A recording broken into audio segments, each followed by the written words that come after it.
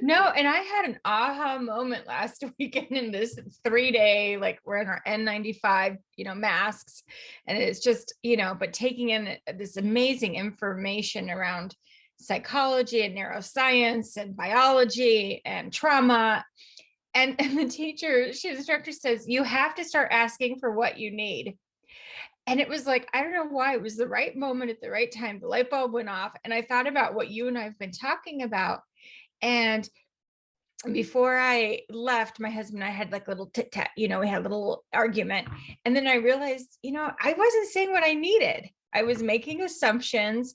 I was throwing out there that I expected him to be a certain way.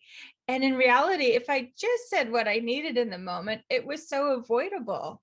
And so I've been really working on that since I came home and saying, what I need. And my gosh, is that the case in intimacy? Even though I've been married and with my partner, my husband, almost 20 years, I don't know that I always do that.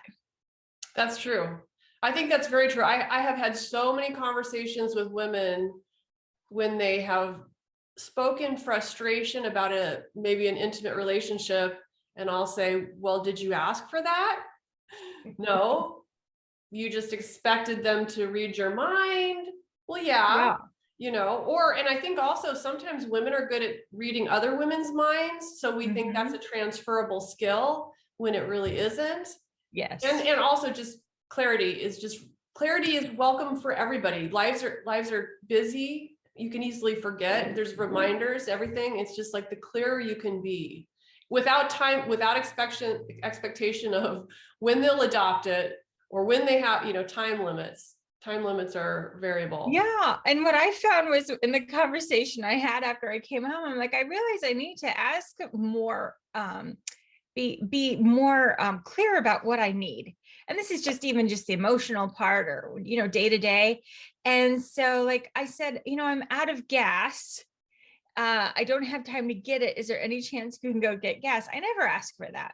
But this week I needed it because I knew I was going to have a really busy week. He's like, yeah, no problem. Like, why haven't I ever asked? In all these years, I've never asked for that. Asking for help. It's so simple. I'm not, it must be a human condition. I think that most people want to be independent, but it's ironic because we can't do anything independently, which, COVID has taught us.